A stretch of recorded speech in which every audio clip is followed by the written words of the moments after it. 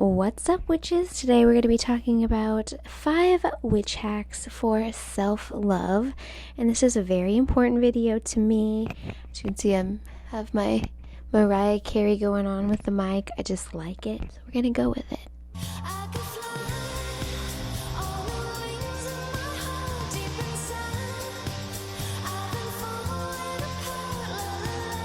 Self-love. We're going to be diving into what that means to me and why it's important and what loving yourself does for the rest of the aspects of your life.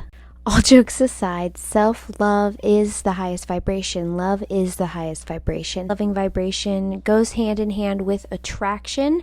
So all in all, by loving yourself, your whole life will just improve as a reflection of that. Witch hack number 1 to self-love, that is treating your body as a temple, and that can go in with how you view your body and your body image. So you may be on a fitness journey or maybe struggling with your body image, but the important thing is to realize that your body is a temple and to treat it with love. I would say if you're battling with a lot of insecurities on a new moon, it would be a great idea to write down everything that you're insecure about and put in some rosemary, tobacco, and chili powder inside of the bottle with all of your insecurities. Seal the bottle and then bury it within the earth. Having self-love and accepting yourself for who you are and where you are in this spot of life is probably the first step that I went through personally. It's just being happy with who I am, where I am right now, and things improve when you have a sense of gratefulness and just outlook on life. The way of treating your body like a temple is self-care. So I love to have my baths, my face mask, my skincare, and just all my makeup and all my little girly things that make me happy. That in itself is self-care. That's just allowing me to be my authentic self.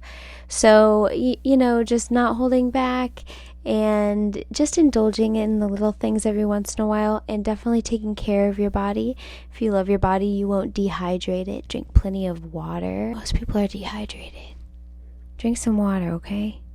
Witch hack 2, knowing that even if you're not perfect, because no one is, you still deserve happiness. So you can't beat yourself up about the things that you can't change or things that time can't change immediately. I know that I'm definitely guilty of that. The late night worrying before you go to sleep type of deal thing. Positive affirmations are very important, and be careful what you think about yourself and what you say about yourself.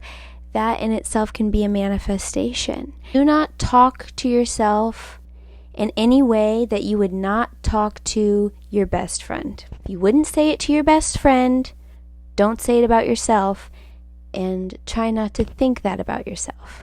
There are enough life lessons that Spirit throws our way to have learning consequences and obstacles, so why make it harder by being harder on yourself? It's just very counterintuitive, and you just have to go on to witch hack number 3. An act of self-love is setting boundaries for yourself and who you're surrounded by. So if there are people that give you the wrong vibration, or you feel drained after you hang out with them, it's okay to set those boundaries for yourself. It doesn't make you a bad person. Oftentimes, spiritual people feel bad about setting boundaries, but there's a difference between being a spiritual being and someone that's a doormat.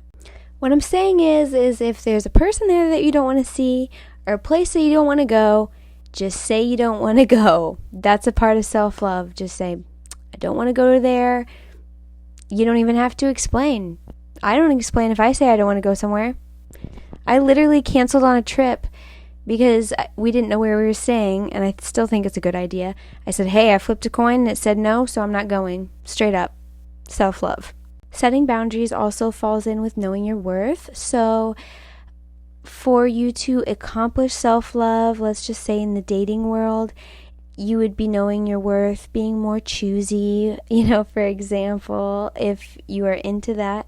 But if you just are dating to have fun, know that you've got the power because you love yourself, and people will respond to that loving vibration. And when you love yourself, that attracts more people. Dang it.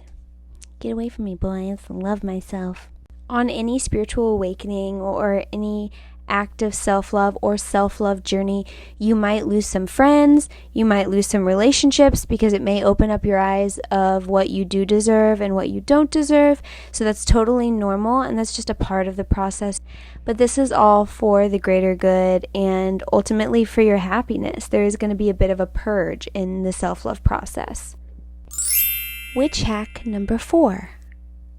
You have to let go of other people's opinions and expectations for you, because at the end of the day, the only person that has to approve of your lifestyle is indeed you, which very much aligns with our pagan lifestyles. Well, if you identify as pagan, I do. So as long as I am happy with myself, no one else's opinion really matters. And I heard a saying that is, what people think about you is none of your business. And I just try to live by that and basically mind my own business, because I'm so focused on my own goals. I don't have time to doubt myself about these situations. I don't have the time for it. My energy is tied up with my own goals and expectations of myself, not anybody else's expectations of me. Social media has kind of plagued our lifestyle, and a lot of it is just people showing you what they want to show you. So always keep that in mind if you're thinking about what you do or don't have and comparing yourself to others, which is something we never should do. Your next door neighbor could be the most beautiful rose, but you're the most beautiful lily. So how can you appreciate each other's beauty without appreciating your own? Witch hack number 5. Okay, self-love rituals.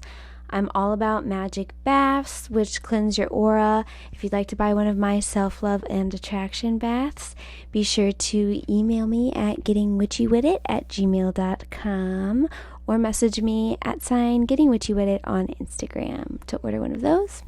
I identify a lot with the goddess Aphrodite, and she's born of the sea, so anything seashell or rose she's associated with.